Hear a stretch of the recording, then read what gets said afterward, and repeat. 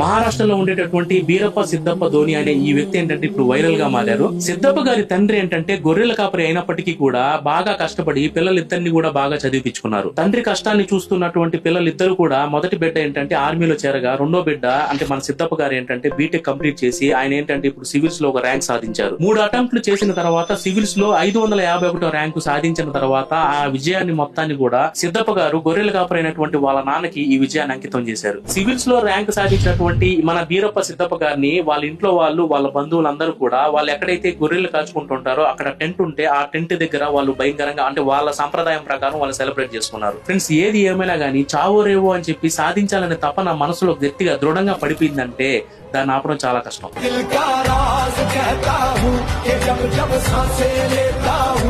Friends, నేను ఎప్పుడూ మీకు ఒకే విషయాన్ని గుర్తు చేస్తూనే ఉంటాను. ఓడిపోవడానికి 1000 రీజన్స్ ఉండొచ్చు, కానీ గెలవడానికి మాత్రం ఒకే ఒక రీజన్ ఉంటుంది, అది గెలవడం మాత్రమే.